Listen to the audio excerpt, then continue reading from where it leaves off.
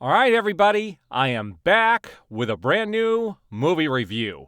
And I just got back from a screening of none other than Ghostbusters Frozen Empire.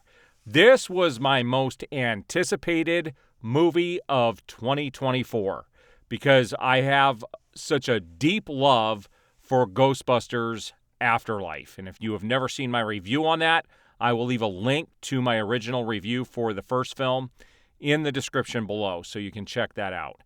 But I was really, really excited for this movie. The trailers I thought were great, and I went into this cautiously optimistic because I knew there was just no way it was going to live up to what Ghostbusters Afterlife was able to produce. Now, we have everybody back from the first film. You have Paul Rudd back as Gary Gruberson. You have Carrie Coon back as Callie Spengler. McKenna Grace is back as Phoebe Spengler, and this is another one. This film is very much her film again. You have Finn Wolfhard back as Trevor Spengler. You have Logan Kim back as the podcaster, and you have Celeste O'Connor back as Lucky. She was the girlfriend of Finn's character in the first film. So they all end up in New York together, which is my first issue with this, is that the chances of all of them together in New York when they all have their own families, it seems a little weird that they were able to get them all to go to New York together. And really, this film, I got to tell you, I was somewhat disappointed, and I am not going to sugarcoat it. I'm going to make this review sound very negative, but I don't want it to be negative. Now, before I get into what I liked and what I didn't like about the film, we are introduced to a couple of new characters. You've got Kumail Nanjiani as Nadim in the film, and you have Patton Oswalt as Dr. Hubert Kartsky. And we also have somebody by the name of Emily Alyn Lind. Now, I'm not familiar with this girl in real life. I don't know what else she's been in, but she plays Melody in the film, and I'm not going to tell you what their roles are. You will have to see the film. I don't want to bring any spoilers into this review. But basically, what we have is a film that should have been two films. And they didn't juggle these storylines very well at all. The pacing of this movie was terrible. An hour and a half in, I was looking at my watch going, when is this going to end? We basically have two separate stories going on that they kind of mesh and interweave, and neither one of them was told very well. I got to be honest with you.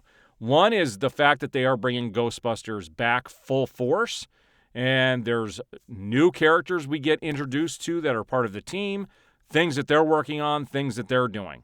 And at the same time, we have this little ball that shows up. Somebody drops a ball off at Ray Stantz's shop. He's buying stuff, and he checks stuff to see if they're possessed or if they've had any PKE readings. It's this podcast thing he's got going. It's pretty funny. And they end up getting this ball that's basically the central part of the overall story. And I'm not going to tell you what it does, what the purpose is, but they take forever to get to the punchline, okay? And even when you get to the punchline, it doesn't feel like it's earned. It just doesn't. This film does not have the magic of the previous three films in this franchise. It was my least favorite, and I will give you my star rating at the end, but I will tell you as far as I rank it fourth out of all of the films. But I didn't hate it. I really enjoy seeing these characters together, but it had a very different feel from the other three movies. They didn't use, first of all, they should have used more of the classic music, some of the score. And it just, the way it was directed, you could tell it was a different director. Gil Keenan directed the film. And all the characters, get to play their parts quite well. They slipped right back into those roles quite well. It's just the story that had issues. It was written by Ivan Reitman's son, Jason Reitman, and it was also written by Gil Keenan. So it was Jason Reitman and Gil Keenan that wrote this story. And I just really feel this should have been split into two films and made each of them about an hour and a half. maybe do a film where you're introducing the Ghostbusters and showing that they're there to be, for good for the community and the world and all the cool stuff that they're coming out with, and build upon a story in regards to that by itself, but then maybe do a story about the bad guy that this movie should have been focused on. They could have made this movie at least a half an hour shorter and made it more entertaining and concise. But instead, there's just too much going on. There's too much happening with the story. It's interwoven and not in the best way possible. There is a halfway through the credits, there is a little scene you want to stick around for, but there's nothing after the credits roll. So at the end of the day, let's talk about stars on this. I really wanted to give it more. I was hovering between 2.5 and 3 stars. 3 stars is what I'm going to give it. I will buy this when it does. Well, did I even buy the last one? I don't even know if I own the last one because I knew they were doing more. So I don't even think I own a physical copy of the last film, but I love that last movie a lot. And like I said, I will leave a link to the description of that, or a link to that, my review of the last film. This one just fell short. It was nice to see everybody back in their roles. We do get more of the original cast, way more of the original cast in this one than we did in the last one, and they do serve their purpose, but I was just hoping for something a little more meaty and a little more entertaining.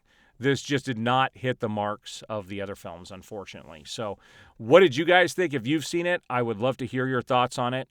I will be back with more movie reviews. There's lots of movies getting released this year, and I will be seeing a bunch of those and getting my reviews up as soon as I get back from those movies. I do appreciate all the support. Please like the video, subscribe, hit that notification bell, and you will be notified as I have new videos go up.